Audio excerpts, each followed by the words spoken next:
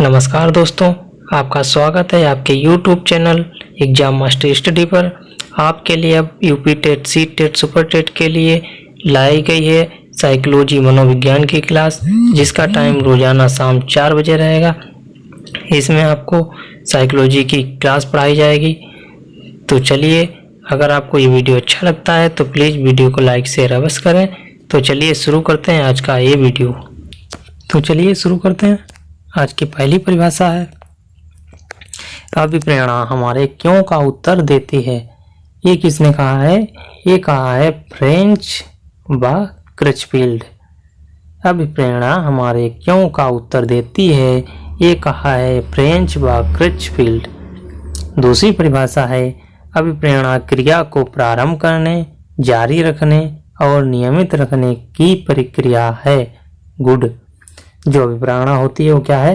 क्रिया को प्रारंभ करने, किसी कार्य को करने, जारी रखने, उसे नियमित रखने, रोजाना करने की प्रक्रिया ही गुड प्रक्रिया है, अभिप्रेरणा है। ये किसने कहा है? ये गुड महोदय ने कहा है।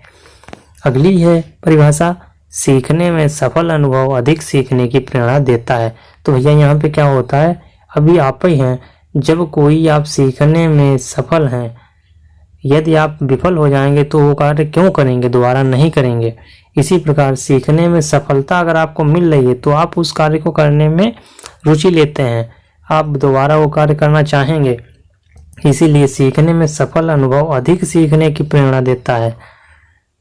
एक कहा है फ्रेंडसन। भैया मेरे यहाँ से इसको रिलेट कीजिए कि सीखने में अधिक सीखने की प्रेरणा देगा।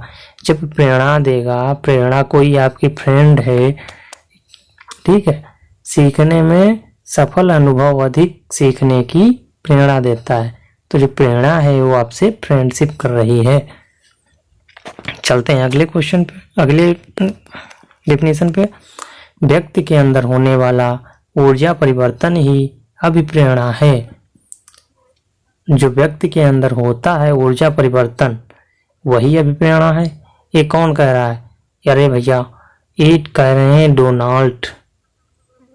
मैकडोनाल्ड जी। व्यक्ति के अंदर जो होता है ऊर्जा परिवर्तन, जिसके अंदर जितनी एनर्जी आती है उसे आ जाता है, उसे प्रेरणा मिलती है, उसे अंदर मैकडोनाल्ड ये कहा है। तो उसको कोरिलेट कीजिए कि जो अभिप्रेरणा है, अगर आपके अंदर ऊर्जा आ गई तो लगते हैं आपको कि अभिप्रेरणा जो प्रेरणा है आपको मिल चुकी है, आपको कुछ ज़रूरत नहीं है। तो व्यक्ति के अंदर होने वाला ऊर्जा परिवर्तन की ही अभिप्रेरणा है। ये कहते हैं मैकडोनाल्ड। ऐसे कहते हैं ना डोनाल्ड ट्रंप। अभी इस समय प्रेजेंट टाइम पे डोनाल्ड ट्रंप राष्ट्रपति हैं अमेरिका के। तो यहाँ पे देखना डोनाल्ड जुड़ा है, तो डोनाल्ड ट्रंप नहीं, यहाँ पे जोड़ना मैकडोनाल्ड। और उनको क्या है, अभिप्रेरणा प्राप्त हो चुकी है, उनको अंदर ऊर्जा बहुत ज़्यादा है, इसीलिए वो अमेरिका के राष्ट्रपति बन चुके हैं। तो वही व्यक्ति के अंदर होने वाली ऊर्जा परिवर्तन ही अभिप्रेरणा है। ये मैकडोनाल्ड ने कहा, ये ट्रंप डोनाल्ड। यहाँ पे आप मैकडोनाल्ड रखिएगा भैया, ट्रंप डोनाल्ड मत लगा दीजिएगा, मैकडोनाल्ड ही रखिएगा। चलते हैं अगली पे। 19वीं शताब्दी में मनोविज्ञान था, चेतना का विज्ञान था। चेतन मन, अचेतन मन, 2-3 प्रकार के होते हैं, पर सामाजिक पर 2 ही मेन होते हैं, चेतन या अचेतन। पर जो 19वीं शताब्दी में था वो मनोविज्ञान था चेतना का विषय। इस समय जो चल रहा है ये शिक्षा, ये भैया बाल केंद्रित है। यहाँ पे शिक्षा है बाल केंद्रित और सतत प्रक्रिया में। ये नहीं पहले की तरह कि एक बार बस आप पढ़ लिए बस काम हो गया। यहाँ शिक्षा है, अगर सतत रोजाना पढ़ेंगे आप तभी सफल होंगे।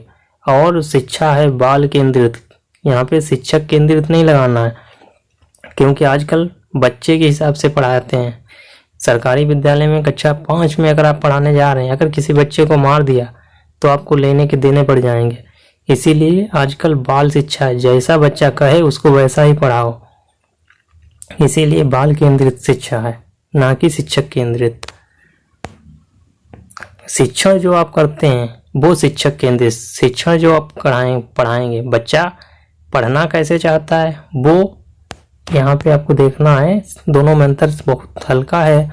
शिक्षा जो है, आप शिक्षा जो देंगे वो बालक के ऊपर डिपेंड करता है कि वो कैसे पढ़ना चाहता है, खेल के या किस हिसाब से। लेकिन शिक्षण आप जो देंगे वो शिक्षक के ऊपर निर्भर करता है कि आप शिक्षक केंद्रित ही होना चाहिए, ये नहीं बच्चा बता रहा है उस हिसाब से। नेक्स्ट है, शिक्षा वह प्रक्रिया है जो बालकों की अंतःशक्तियों को बाहर लाती है। शिक्षा ये नहीं है कि आपके अंदर जो मन में है वो नहीं आप समझ पा रहे हैं, आप खुद को नहीं समझ पा रहे हैं। शिक्षा वह प्रक्रिया नहीं है, शिक्षा वह प्रक्रिया है जो बालक की अंतर शक्तियों को जगा दे, अंतर की शक्ति को बाहर ला दे। ये कौन ने कहा है? ये फ्रोबेल महोदय बोले हैं। जब भैया अंदर की शक्तियां बाहर आ जाएंगी तो आप फ्लावर की तरह खिल जाएंगे। तो यहाँ पे क्या है? शिक्षा वह प्रक्रिया है जो बालकों की अंदर की शक्तियां, अंतः शक्तियों को बाहर लाती है और वो फ्रोबेल फूल की तरह खिल जाते हैं। यहाँ पे फ्रोबेल को रिलेट कीजिए फ्लावर से, और अंदर की शक्तियां जब बाहर आएंगी तो खिल जाएंगे आप फ्लावर की तरह। चलते हैं अगली परिभाषा पे। सर्वोत्तम शिक्षा वही है जो संपूर्ण दृष्टि से हमारे जीवन का सामंजस्य स्थापित करती है। ये कहा है रविन्द्रनाथ टैगोर ने। अगली परिभाषा है 5 वर्ष की न्यूनतम आयु 5 वर्ष तक की अवस्था शरीर के लिए अत्यंत ग्रहणशील की अवस्था होती है। ये किसने कहा है? ये न्यूमैन महोदय ने कहा है।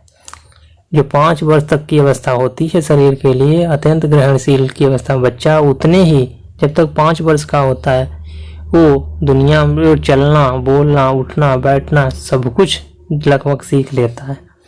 यहाँ तक कि वो बच्चा जो छोटे क्लास की है वो ABCD भी सीख लेता है, पढ़ना भी सीख लेता है, लेकिन बाकी जो जीवन में है वो इतना जल्दी नहीं सीख पाता है। इसीलिए 5 वर्ष तक की अवस्था जीवन के लिए अत्यंत ग्रहणशील अवस्था होती है। भैया जो 5 वर्ष का यहाँ पे ऑप्शन आया है, अब 5 वर्ष में रहती है शेष अवस्था जिसकी टाइम होती है 0 से 6 वर्ष। अब न्यू मैन माने होता है आदमी, न्यू माने नया। तो नया आदमी भैया जब सहसा अवस्था में है, उसके जीवन की पहली अवस्था है, तो यहाँ पे क्या है? नया आदमी है। 5 वर्ष की अवस्था शरीर के लिए अत्यंत ग्रहणशील की अवस्था होती है। नया आदमी जब बच्चा पैदा हुआ है तो बच्चा तो दुनिया में नया है, वो नया आदमी 5 वर्ष तक शरीर के लिए अत्यंत ग्रहणशील की अवस्था है। चलिए इसको भी रिलेट कीजिए। अगला है 20वीं शताब्दी को बालक की शताब्दी कहा जाता है। जो आजकल 20वीं शताब्दी में जी रहे हैं 21वीं में, लेकिन जो 20वीं शताब्दी को बालक की शताब्दी कहा जाता है ये क्रो ने कहा है। हम वरना अपन लोग जो 20वीं शताब्दी में जी रहे थे उसमें कौवे की कहानी सुनी थी। कौवा पानी में कंकड़ डालता है, पानी ऊपर आ जाता है। अब भैया 21वीं सदी में आ गए हैं तो 20वीं शताब्दी की बात यहाँ पे छोड़ो, कौवा वाली कहानी गई। अगली है मनुष्य को जो कुछ भी बनना होता है वह 4-5 वर्ष में बन जाता है। ये भैया फ्रायड ने कहा है। ये बहुत ही इम्पोर्टेंट है, आ चुकी है 2 बार, लेकिन यहाँ पे रिलेट करने के लिए को रिलेट कीजिए, आपको एक बार में परिभाषा याद हो जाएगी। यहाँ पे बता रहे हैं मनुष्य को जो कुछ भी बनना होता है वह 4 से 5 वर्ष में बन जाता है। ये कहा है फ्रायड महोदय ने।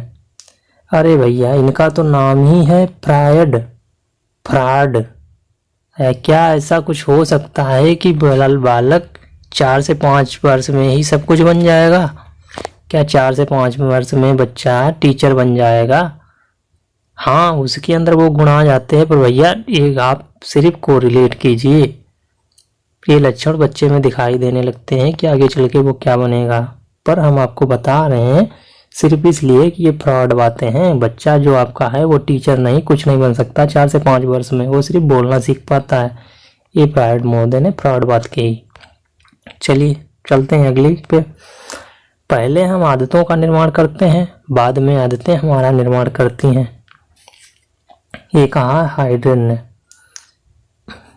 अब कोई भी चीज है, पहले हम आदतों का निर्माण करेंगे, जैसे सुबह जल्दी हम उठना शुरू कर दें, बाद में आदतें हमारा निर्माण करती हैं। इसी प्रकार जैसे सुबह जब हम जल्दी उठना प्रारंभ कर देंगे, एक अच्छी आदत डालेंगी, धीरे धीरे क्या होगा कि जब आप रोजाना पढ़ेंगे तो भैया पेपर में आप जब रोजाना सुबह उठने की आदत डालेंगे तो पढ़ेंगे तो एक दिन नंबर तो अच्छे आने ही हैं।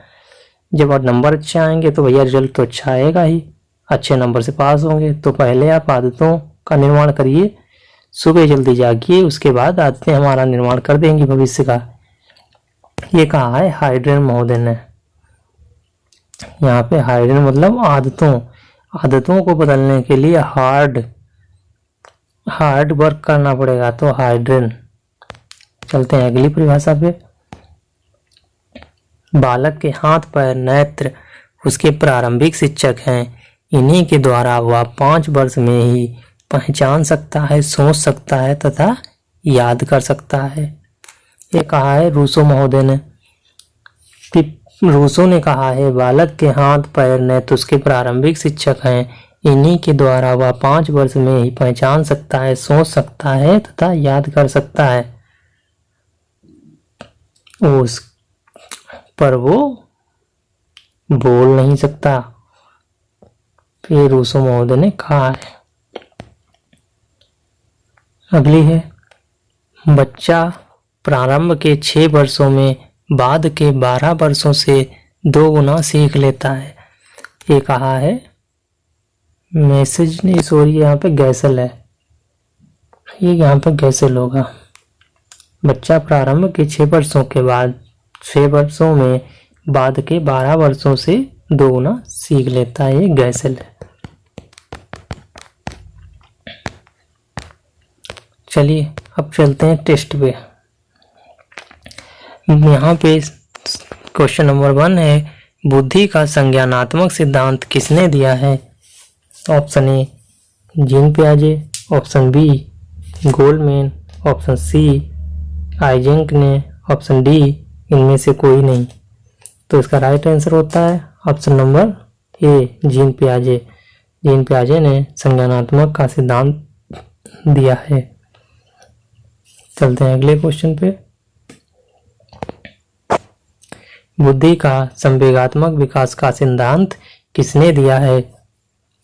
ऑप्शन ए गोल्डमैन ने, ऑप्शन बी ड्रेवर ने, ऑप्शन सी किलपैट्रिक ने, ऑप्शन डी आइजेंक ने। तो इसका राइट आंसर होता है ऑप्शन नंबर ए गोल्डमैन ने। बुद्धि का जो संवेगात्मक विकास का सिद्धांत है गोल्डमैन ने दिया है, और जो बुद्धि का संज्ञानात्मक सिद्धांत है वो जीन पियाजे ने। यहाँ पे संज्ञानात्मक है और यहाँ पे संवेगात्मक है, दोनों में अंतर याद रखिएगा।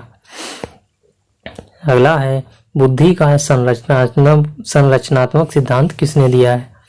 ऑप्शन ए जीन पियाजे, option B Goldman, option C Eysenck, option D इनमें से कोई नहीं। तो ये दिया है आइजेंक ने, और बुद्धि का संरचनात्मक सिद्धांत आइजेंक ने दिया है।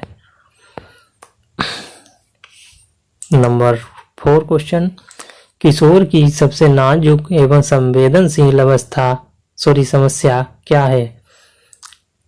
किशोर मतलब यहाँ पे किशोरावस्था की बात कर रहा है।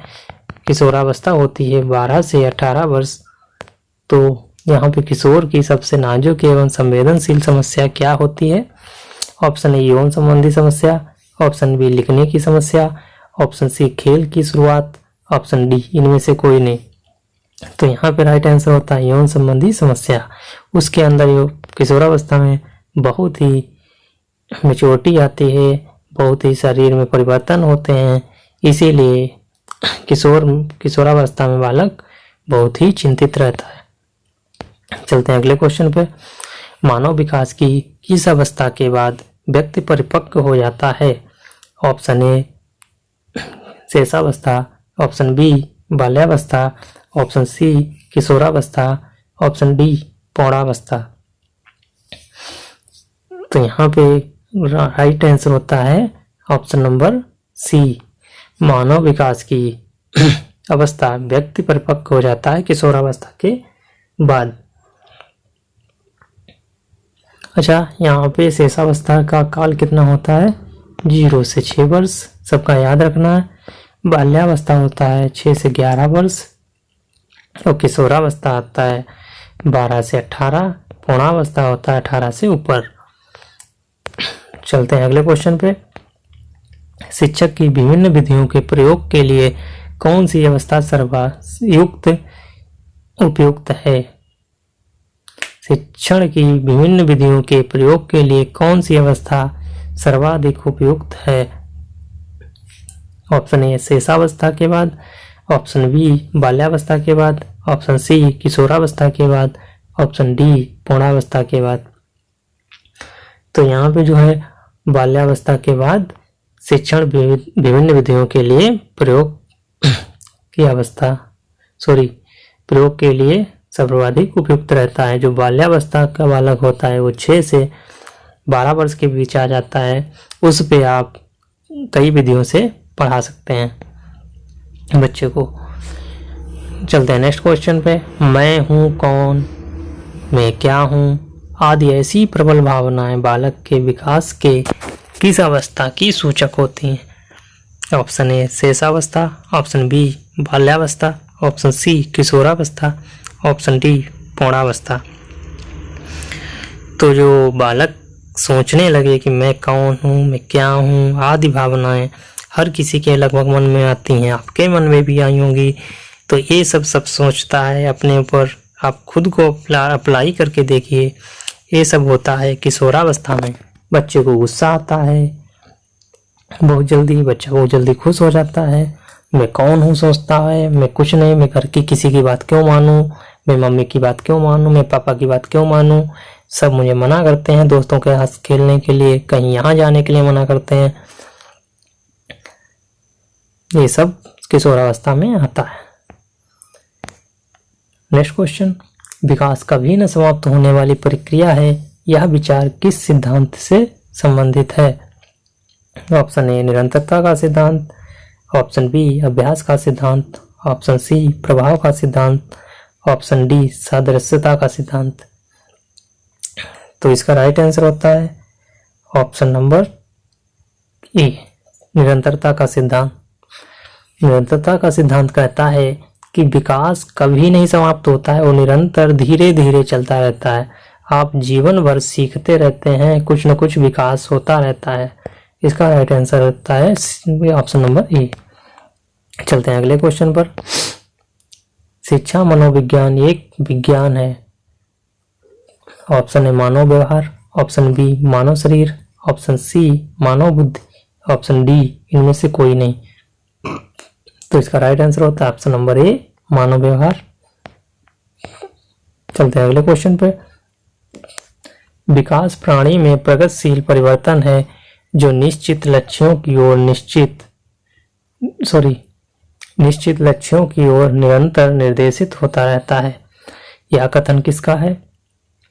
ड्रेबर का, ऑप्शन बी थॉर्नडाइक का, ऑप्शन डी सी किलपैट्रिक का, ऑप्शन डी पियाजे का। तो इसका राइट आंसर होता है ऑप्शन नंबर ए ड्रेबर का। चलते हैं अगले क्वेश्चन पे। सीखने का सिद्धांत किसने दिया है? ऑप्शन ए थॉर्नडाइक ने, ऑप्शन बी किलपैट्रिक ने, ऑप्शन सी पियाजे ने, ऑप्शन डी ड्रेबर का। तो इसका राइट आंसर होता है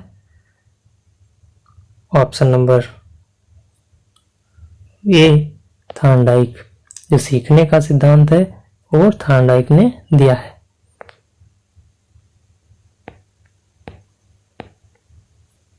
अगले क्वेश्चन पे चलते हैं। खेल पद्धति के जनक कौन है? किलपैट्रिक, जॉन डीवी, प्रोवेल या ड्रेबर। तो इसका राइट आंसर होता है ऑप्शन नंबर ए किलपैट्रिक। किलपैट्रिक ने खेल पद्धति के जनक माने जाते हैं। अगला क्वेश्चन है ह्यूरिस्टिक पद्धति के जनक कौन है? Option A Armstrong, option B Newman, option C Hydrel, option D Stanley Hall. तो इसका राइट आंसर होता है ऑप्शन नंबर ए आर्मस्ट्रांग।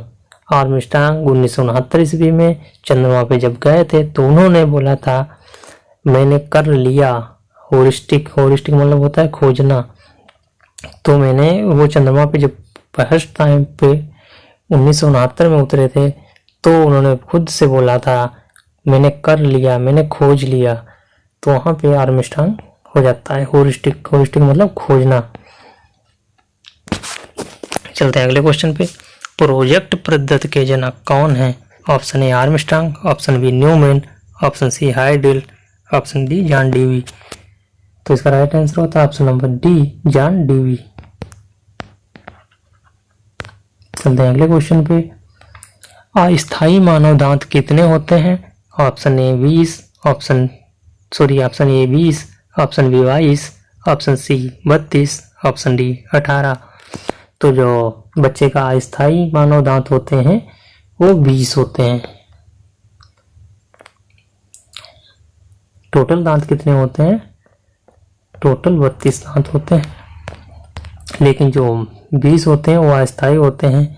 यही दांत उगते हैं एक बार, फिर टूट जाते हैं, फिर दोबारा से बाल्यावस्था में उगते हैं। बाल्यावस्था क्या शेषावस्था में ही दोबारा से दांत आने लगते हैं। तो चलिए, हमारे साथ वीडियो में बने रहने के लिए धन्यवाद। आपको अगर हमारा ये वीडियो पसंद आया है तो प्लीज़ वीडियो को लाइक शेयर अवश्य करें। Thank you.